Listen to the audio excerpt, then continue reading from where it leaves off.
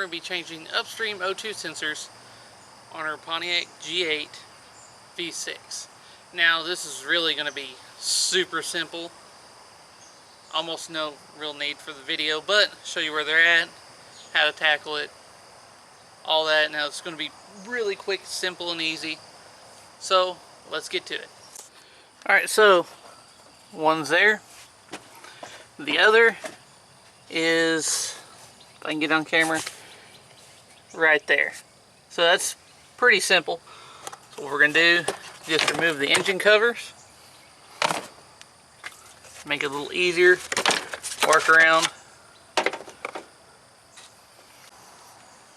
Alright, now keep in mind when I say easy, they're easy to get to. Now, I got my O2 sensor socket there, extension, and a wrench there. But sometimes they're easy to remove, sometimes not so much, depending on where you live. Humidity, moisture, or whatever, you know, sometimes they just get seized up how long they've been on there.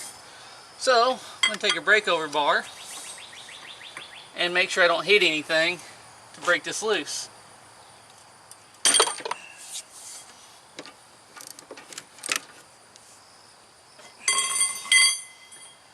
Now there we go.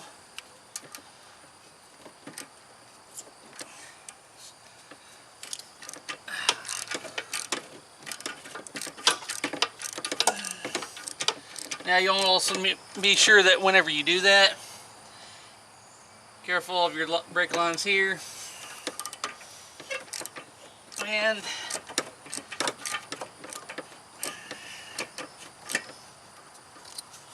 the wiring will sometimes, of course, cause a little bit of a headache. Removing and even installing due to the fact it just wants to go wherever it wants to go.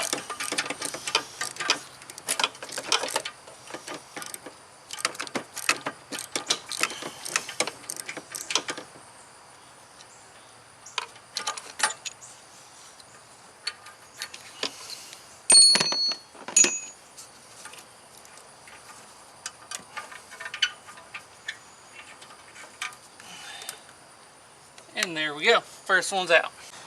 Alright, now gonna go ahead and put the new one on the inside while we're here. As you can see, that's the one I'm using. So, make sure it has the anti-seize on the threads. Just gently slide it down in place.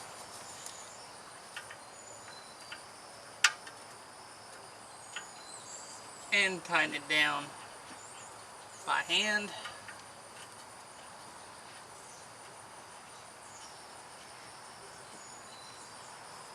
Now I'm pulling the wire up here so it doesn't get in the way, doesn't damage it, doesn't get in a bind. There we go. Now,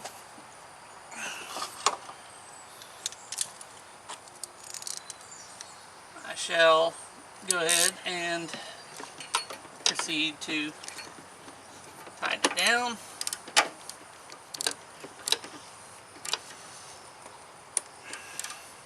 I'll put my hand here so I don't damage the lines. There we go.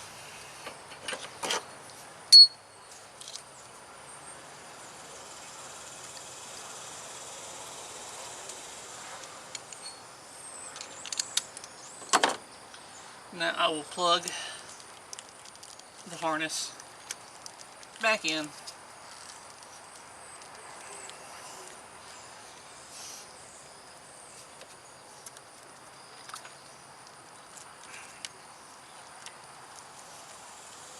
Now we'll go to the other side.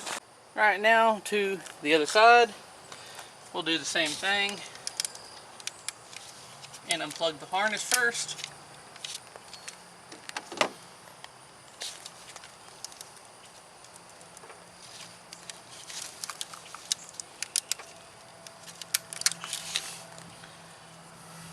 Alright, now the benefit here is the location of it.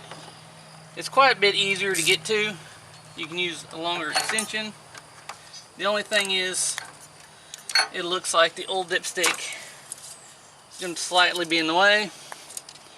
So we'll set that out of the way for now.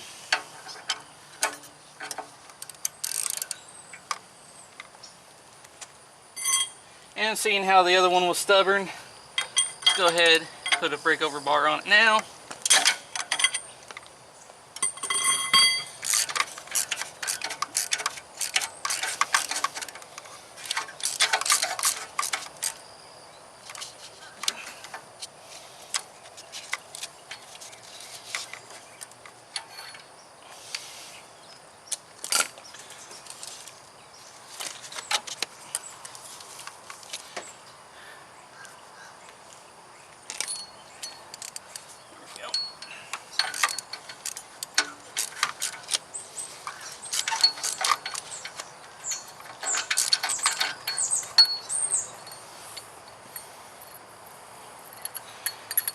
Now, we'll just replace it with a new one.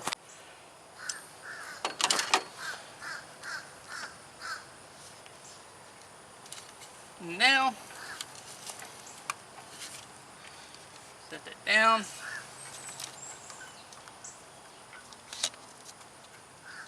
And get it started by hand, which if you have smaller hands, it's a little easier.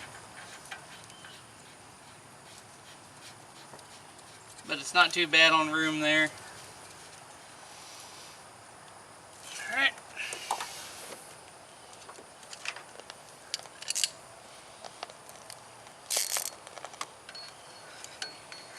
Now,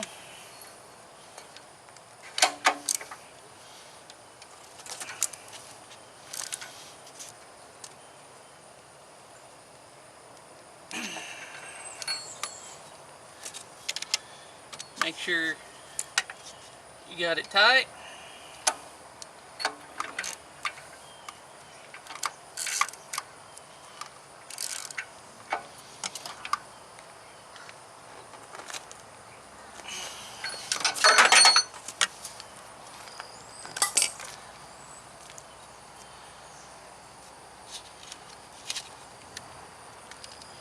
Plug your harness back in.